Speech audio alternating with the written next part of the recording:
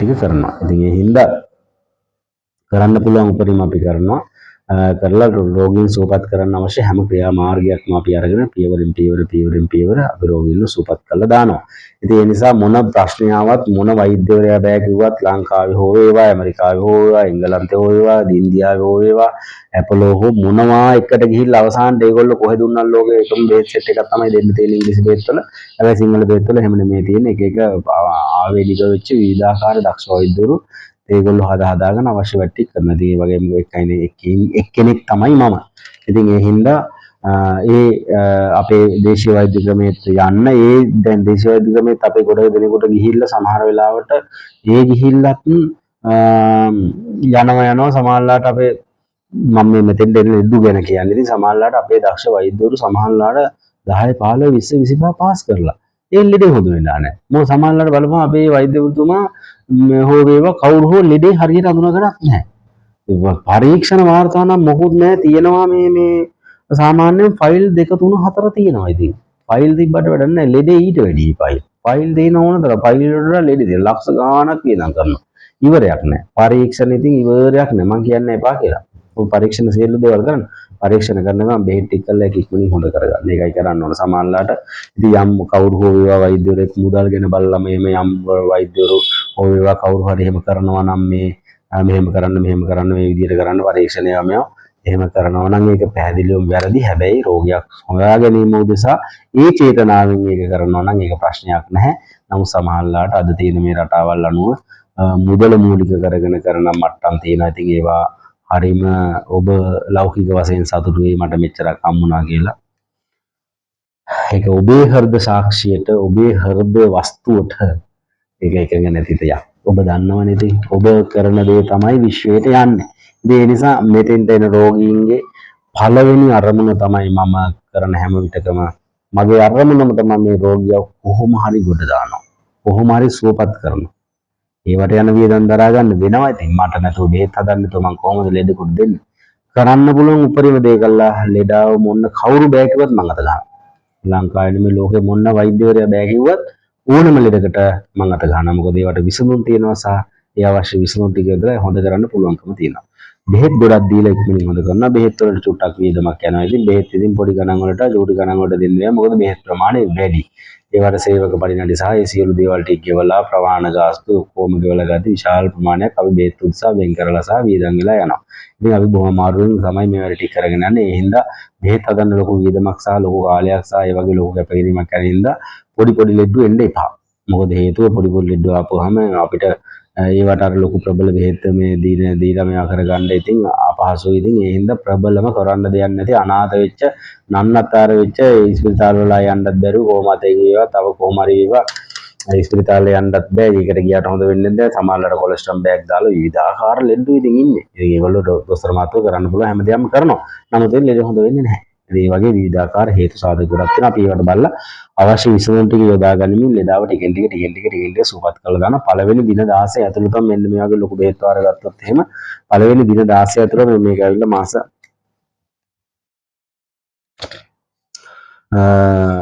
3මාරක් විතර බන්න පුළුවන් බෙහෙත් කෝස් එකක් තමයි අපි පළවෙනි දින 16ට දෙන්නේ. ඒක බෙහෙත් ප්‍රමාණය වැඩි. ඒ ලොකු බෙහෙත් වාර ඊට අමතරව පොඩි ඒවාක් තියෙනවා. ඒ බෙහෙත් ප්‍රමාණය වැඩි කියලා කියන්නේ බෙහෙත් වැඩි නැහැ ඇත්තටම. අපි කරන දේ තමයි ඒක වෙනම ටෙක්නික් එකක්. ඒ ගණන්නේ අපි ඒ කියන්නේ ලෙඩාගේ තියෙන හැම පැත්තම ක්ලීන් කරනවා. ක්ලීන් කර බෙහෙත් දෙනවා. ඒතර මොකද කරන්නේ? අක්මාව අග්න්‍යාසය පිත්තාසය සුද්ධ කරමින් පෙනහැලි සුද්ධ කරමින් එතකොට එහෙම නැත්නම් ගුද මාර්ගය එතකොට බඩවැල් ඒ ටික සුද්ධ කරමින් සමස්ත ශරීරය ඔක්කොම ටික සුද්ධ කරමින් තමයි මේ ගමන යන්නේ. ඉතින් ඒ නිසා තමයි මේ ලෙඩක් නිෂ්ඨාවට හොඳ කරගන්න පුළුවන්කම තියෙන්නේ. ඉතින් ඒ හින්දා බෙහෙත් ටික හරියට කරලා හොඳ කරගන්න කියලා තමයි අපිට මතක් කරන්න තියෙන්නේ. ඒ නිසා මේ ගොඩක් කාර්යබහුල දවස් කීපයක් ගෙවුන හරි මහන්සියකුත් තියෙනවා. ඉතින් ඒ නිසා මේ තව ප්‍රශ්න ගැටලු ඕන දෙයක් තියෙනවා ඔබට ලයිව් ඉදිරිපත් කරන්න පුළුවන්. ඒ හින්දා පොඩි ඉල්ලීමක් කරන්න මේ වගේ වැරදි කමෙන්ට් මා වෙනුවෙන් පළ නොකරන එක ඔබගේ මහත්මා ගතිය සහ ඔබ කරන කුසලයක් ඇත්තටම. ඉතින් මොකද මේ දිගට මේ දාන්නේ සමහරලාට කීප දෙනෙක් තමයි මේ වැරදි කමෙන්ට් දාලා වැරදි ප්‍රතිචාර යවන්නේ. ඉතින් ඒවා වැරදි. ඉතින් මොකද මේ නේ එහෙනම් ඉතින් ඔය හැම රෝහලකටම හැම තැනකටම කොච්චර කමෙන්ට් ගහන්න ඕන කොච්චර මැරෙනවද ඔය ලෙඩ්ඩු ඈ අපි මෙච්චර හොඳ කරද්දි ලෙඩාව කොහොම හරි ගොඩ දාලා දෙන්න උත්සාහ කරද්දි අන්නේ ප්‍රයත්නය ඒ කැපකිරීම ඒකට ඒ උදෙසා අපි කරන මෙහෙයට ඉතින් එහෙම තමයි ඉතින් මිනිස්සු ගුණය වර්ණනා කරන්නේ නුගුණ අගුණ වර්ණනා කරන්න තමයි මිනිස්සුන්ගේ මනස මොකද ලෝකයේ මිනිස්සු සහ හැම සතාම හොඳ පැත්ත නෙමේ දකින්නේ වැඩි හරියක් නරක චූටි දේ. ඒ නරක චූටි දේ අල්ලගෙන තමයි ගොඩ දේවල් ඉදිරියට යන්නේ. හැබැයි පොඩි ගොඩාක් තියෙන ලොකු හොඳ දේවල්. ඒවා පේන්නේ නැහැ. මුළු අර මේ සුදු ඇඳුමක් ඇඳගෙන ඉන්නා නම් මුළු සිදු ඇඳුමම පේන්නේ නැහැ. චූටි තියෙන කහට පැල්ලම විතරයි පේන්නේ. අරක විතරයි. ඇයි ඔය කහට කියන ගම යන්නේ? හින්දා එහෙම නෙමෙයි ඒක දකින්න ඒක වෙනස් කරන්න ඔබේ සිතුවිලි රටාව වෙනස් කරන්න විශ්වයේ සුද්ධ ශක්තිය ඔබට ගන්න සූදානම් කරගන්න. එතකොට තමයි ඔබ පුණ්‍යවන්ත ආත්මයක් වඩපත්. අනුන්ගේ දේවල් හොය හිටියා කියලා වැඩක් නැහැ. තමන්ගේ ජීවිතේ තමන්ගේ වෙලාවක time is the life. ජීවිතය කියන්නේ වෙලාව. ඒ නිසා don't waste your time. ඔයාගේ වෙලාව නාස්ති කරන්න එපා. in vain අපරාධ මේක. ඒ හින්දා ඔයා ඔබ කමෙන්ට් එකක් හෝ අපිට දානවා නම් නිවැරදි හරි කමෙන්ට් එකක් ඕන තරම් ඉන්නවනේ අපේ ලංකාව පුරාම හොඳ වෙච්ච ලෙඩ විශාල ප්‍රමාණයක් ඉන්නවා. මම කියන්නේ නැහැ කවදාකවත් හැම ලෙඩම හොඳ වෙනවා කියලා. එහෙම හොඳ වෙන්නේ නැහැ. මට නෙමෙයි කාටවත් එහෙම හොඳ කරන්න බෑ. යම් ප්‍රතිශතයක් තියෙනවා. ලෙඩ 100ක් ආව 100න් 80ක 85ක් උඩ දානවා අපි. මේක දෙකක් නැහැ. ඒක හැමම තමයි. හැබැයි කීප දෙනෙක් නැති වෙන අවස්ථා තියෙනවා. එහෙම වෙච්ච අවස්ථා තියෙනවා. මම කියන්නේ එහෙම නෙමෙයි. සමහරවිට බොහොම කලාතුරකින් බෙහෙත් ආන්සර් නොකරන අවස්ථා තියෙනවා. ලෙඩා කොච්චර බෙහෙත් කරා සමහරවිට ඒක එයාගේ සමහර රෝග තියෙන සමහර පිළිකා වර්ග ගත්තොත් 4848ක් තියෙන සමහර පිළිකා විශේෂ හොඳ වෙන්නේම නැහැ. මම නෙමෙයි ඊසිවරේ බෙහෙත් කරත් හොඳ වෙන්නේ නැහැ. මොකද ඇතුලෙන් කොහෙන් හරි මේ ප්‍රීටේටිකස් එක මේ ව්‍යාප්ත වෙලා ගිහිල්ලා විවිධාකාර හේතු සාධක ගොඩාක් බලපාන. ඒ හින්දා ඔබ ලෙඩක් හැදෙනකම් බලන්න ඉන්න එපා. ලෙඩේට සෞඛ්‍ය ආරක්ෂිත දේවල් ටිකුත්ම කියලා දෙන්න. ඉතින් ඔබට පුළුවන් නම් නිතර මුරුංගා කොළ කන්න. මුරුංගා කොළ කන්න. එහෙම නැත්නම් මුරුංගා කොළ ටික වේලලා පවුඩර් එකක් වගේ හදාගෙන ඒක තේ වෙනුවට බොන්න. එහෙමත් නැත්නම් ඒක ගුලි කරලා ගුලියක් වගේ හදාගෙන උණු වතුර ටිකකින් බොන්න. ගොරක කුඩු කරලා තියාගෙන එහෙම පුළුවන්. නැත්නම් ගොරක අඹරලා තියාගෙන එහෙම පුළුවන් භාවිතා කරන්න.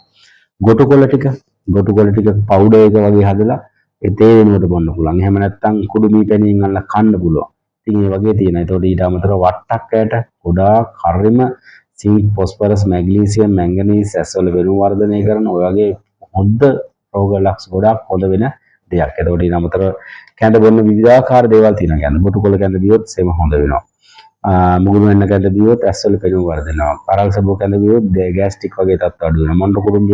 මොණ්ඩ කුඩුම්බියේ යකිනාරං පිටවක කැඳ බියොත් ඔය වර්ග 3 හෝ 3 වෙනම හෝ ඒවා සුදු ලුණු වත් එක දාලා කැඳ බියොත් මේ ගොඩක් විට ඒ වගේ කැඳ බියොත් එහෙම මේ පොල් පලා කැඳ බියොත් මුත්‍රා සුද්ධ වෙනවා. වෙල්ලංගිරිය කැඳ බියොත් පිළිකා නාශක හැකියාවක් ඇති වෙනවා. ඉතින් ඒ වගේ විවිධාකාර කැඳ වලට ගොඩාක් ගන්න ඖෂධ යනවා වෙනස්. ඉතින් ඇමරෙල්ල ගහේ කොළ පොතු කැඳ බියොත් එහෙම අක්මා වග්නයාසය පිත්තාසය තියෙන දුර්වලතා ටික ගොඩක් මගේ හැදිලා යනවා. ඒ වගේ කැඳ වෙනස් වෙනවා. ඊට අමතරව කුරහන් පිටි භාවිතා කරන්න පුළුවන්. කුරහන් පිටියක් උණු වතුරට දී කරලා ඒකට මී පැණි චුට්ටක් දාලා දෙහි බින්දුවක් දාලා ඒක බොන්න පුළුවන්. ඉතින් යම් කෙනෙකුට ගෑස්ට්‍රික් වැඩිම නම් දෙහි ටිකක් මිරිකලා උණු වතුර චුට්ටකට දී කරලා සීනි ඕනනම් චුට්ටක් දාලා බොන්න. ඒතකොට හිතෙනවා දෙහි බීපුවාම ගෑස්ට්‍රික් වැඩි වෙනවද කියලා. නැහැ. දෙහි බීපුවාම ගෑස්ට්‍රික් අඩු වෙනවා. ඒ තරම් නෙවෙයි දැන් ඉඟුරු ඔබට ගෑස්ට්‍රික් වගේ තියෙනවා නම් මේ දනවනම් මොකද කරන්න ඕනේ? ඉඟුරු විෂ මේ සෑන්දකුයි මේ පරි මේ සෑන්ද දෙකකුයි මිශ්‍ර කරලා බොන්න. ටික දවසක් බොද්දි ගෑස්ට්‍රික් හොඳ වෙනවා. තව නම් ගොඩාක් දේවල් තියෙනවා. ඉතින් මේ හාල් ටිකක් බෙදලා ඒක මේ ඔබ සුදු ලුණු කරපිංචා ඕවා දාලා කැඳ හදලා ඒකත් එක්ක උදේට බොන්න පුළුවන් හොඳට බඩ පිරෙන්න. ඒ වගේ අඩු වෙනවා. ඉතින් ගෑස්ට්‍රික් කියලා කියන්නේ අක්මා වග්නාශය පිත්තාශයෙන් එන පිත්ද්‍රව්‍ය අඩු වුණාම කෑම හරියට දිරවන්නේ නැතුව ඇඟේ ඇතුලේ පල් ගතියක් ඇති වෙනවා. ওই පල් ගතිය දිරවන්න තමයි බෙහෙත් දෙන්න ඕනේ. ආමේ පැසවන්නයි බෙහෙත් දෙන්න ඕනේ. හැබැයි ඉංග්‍රීසි බෙහෙත් දෙන්නේ මොකද්ද? ආමේ පැසවන්න දෙයක් නෙමෙයි. අර දැවිල්ල පාලනය කරන්න බෙහෙත් දෙනවා. අර මොකද්ද අතිසාරයට අමුඩ ගහනවා වගේ වැඩක් ඔය තියෙන්නේ ඉතින්. ඒ කියන්නේ හේතුව තමයි ඒකෙන් වෙන්නේ තව ඒ රෝගෙන් තව යන එකයි වෙන්නේ. ඒ නිසා කරන්න ඕනේ මොකද්ද? ආමේ පැසවන බෙහෙත්. ඒකයි කෙලින්ම ඉංග්‍රීසියි මීපැණි දුන්නාම මොකද වෙන්නේ? ආමේ පැසවනවා. ඉක්මනින් ලෙඩේ හොඳ වෙනවා. ඉතින් ඔය වගේ ගොඩක් දේවල් තියෙනවා. ඉතින් කන්න බොන්න ගොඩක් දේවල් තියෙනවා. තව ගොටුකොළ ටිකක් කොටලා යොෂ මිරිකලා මීපැණි ටිකයි මේ දෙහි බින්දුවක් විතර දාලා බොන්න පුළුවන් විස නාශනයට. ඉතින් ඔය හින්දා ගොඩාක් දේවල් තියෙනවා. මේ සේලම කුණුබඩු වර්ග. ගම්මිරිස් ඇටේ ඉඳලා කුරුදු පොතුවේ ඉඳලා කුරුදු පොතු නිතර නිතර හොඳට භාවිතා කරනවා. කොලෙස්ටරෝල් අඩු වෙනවා, සීනි අඩු වෙනවා, මාදුලතාවය අඩු වෙනවා. ගොඩක් දේවල් තියෙනවා. ගෝල්ඩන් කියන්නේ ස්වර්ණමය ඖෂධ මේ ලංකාදීපේ කියන්නේ විශ්වයට පහළ වෙලා තියෙන මේවා ඖෂධ හරියට ගන්න නැතුව නිකන් අපි ආටිෆිෂල් මට්ටම් වලටපත් වෙලා නිකන් දුක් විඳින මට්ටම් වලටපත් වෙලා තියෙන්නේ. ඉතින් ඒ හින්දා සියලු දෙනාටම නිදුක් වේවා නිරෝගී සුවපත් වේවා කියලා දීර්ඝායුෂ වේවා කියලා ප්‍රාර්ථනා කරනවා. විඳින්න නෙමේ විඳව ඉන්න නෙමේ විවිධ ජීවිතයක් බවට පත් කරන්න ඔබගේ දුක කරදරය කනගාටුව ප්‍රශ්න ගැටලු විසඳ ගන්න පුළුවන් වුණ හොඳ සුද්ධ ශක්තියකින් යුක්තව ඔබට ජීවිතය පිළිබඳ අලුත් විදියට නැවුම් විදියට දකිමින් ජීවිතේ නිරෝගී බවට පත් කරගන්න ඕනේ නම් ජීව බලවේගවලට එන්න. හැබැයි එන්න ලේසි නැහැ. මොකද හේතුව ඔබට එන්න හිත දෙන්නේ නැහැ. ඒකට හේතුව තමයි ඔබේ කර්ම බලවේගය තියෙනවා. කර්මයට එරෙහිව අනුසෝතගාමී යනු යන්නේ නැත්නම් පටිසෝතගාමී අනිත් පැත්තට යන ගමනක් තමයි අපි භව හද ඉන්න රෝගී බව අපි මේ යූටර්න් එකක් ගන්නවා නිරෝගී බවට. රෝගී බවෙන් නිරෝගී බවට. ලෞකිකත්වයෙන් ලෝකෝත්තරත්වයට. ඒක තමයි යූටර්න් එක. ඉතින් ඒ නිසා එහෙම අපි කරන්න පුළුවන් අපිට කළ හැකි දේ උපරිමයෙන් අපි කරමින් පවතිනවා. ඉතින් ඒක කරද්දි මොකද වෙන්නේ? මුගලන් හාමුදුරුවෝ බුද්ධ ශාසනයට ගද්දි මුගලන් හාමුදුරුවන්ට වෛරක්කාරයෝ වෙනවා. ඉතින් අපිත් හොඳ දේවල් කියද්දි ඒවා දරා ගන්න බැරි පුද්ගලයන්ට මොකද වෙන්නේ? ඒක නරකක් යයි හිතෙන මානසිකත්ව ගොඩ නැගෙනවා. ඉතින් අපිට ඔයාලට කරන්න තියෙන්නේ අනේ අපුච්චේ කියලා ඉතින් අර අනුකම්පාවක් දැක්වීම පමණයි. ඉතින් ඒගොල්ලෝ කෙරේ අපේ කිසිම තරහක් හෝ වේවා වෛරයක් හෝ වේවා එහෙම සිතුවිල්ලක්වත් අපේ ඇති වෙන්නේ නැහැ. හේතුව අනේ පවුතින් මේ වගේ ප්‍රඥාවෙන් අඩු කට්ටිය නේද කියලා කියන මේ වගේ වැරදි කමෙන්ට් දාන අයට මම මේ කිව්වේ ප්‍රඥාවෙන් අඩු කට්ටිය නේද කියලා. ඉතින් අනුකම්පාවක් විතරයි තියෙන්නේ. ඔබ කරගෙන යදෙන් ඔබම පව් පුරව ගන්න. ඉතින් එච්චරයි මට කියන්න තියෙන්නේ.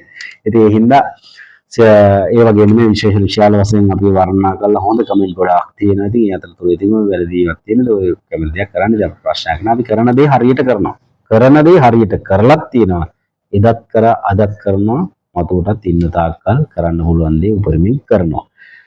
ඉතින් ඒ නිසා ඔබට බොහොම ස්තුතියි. නිදුක් වේවා නිරෝගී වේවා සුවපත් වේවා දිනෙන් දින දියුණු වේවා සතුරන් මිතුරු වේවා මිතුරන්ගේ මිත්‍රත්වය අධික වේවා දුටු දුටු සත්‍යයෙන් ප්‍රිය වේවා මහජන ප්‍රසාදය ඇති වේවා වහ චතුරාර්ය සත්‍ය අවබෝධ වී නිවනින් නී සැනසෙමින් වැඩි කාලයක් চিරාත් කාලයක් නිවනේ ඉඳිමින් ජීවත් වෙමින් නිවන පූර්ණය කර ගැනීමට අවශ්‍ය සුද්ධ ශක්තිය විශ්වයෙන් මේ මොහොතේ ඉඳලා ඔබ හැමෝම දෙනාටම ලැබේවා කියලා අදිෂ්ඨාන කරලා සිටිනවා. ඒ සියලු සුද්ධ ශක්තියන් වල විශ්වයේ කුම තැනක කුමන හෝ මට්ටමක රෝගී කෙනෙක් ඉන්නවනම් මේ රෝගියාට යහපතක් වේවා මොන තැනක හිටියත් මහා විශ්වයේ තියෙන සුද්ධ ශක්තියන් වල ආනුභාවයෙන් ඒ බුද්ධ ශක්තියන් වල ආනුභාවයෙන් මහා සුද්ධ ශක්තියන් වල ආනුභාවයෙන් ඒ ලෝකේ ඉන්න හැම රෝගියෙක්ම සුවපත් වේවා. ඒගොල්ලෝ ඉන්න තැන් වලට වඩා හොඳ තත්ත්වවලටපත් වෙන්නට විශ්වයේ හැම දුක කරදරයක ඉන්න හැම දෙනාටම ඒ ඉන්න තැන් වලට වඩා හොඳ තැන් වලටපත් වෙන්න අවශ්‍ය සුද්ධ ශක්තිය ලැබේවා. නිදුක් වේවා නිරෝගී වේවා සුවපත් වේවා දීර්ඝාෂ වේවා. ආයුබෝවන් පෙරවන් සරණයි. බොහොම ස්තුතියි. පින් සිද්ධ වේවා.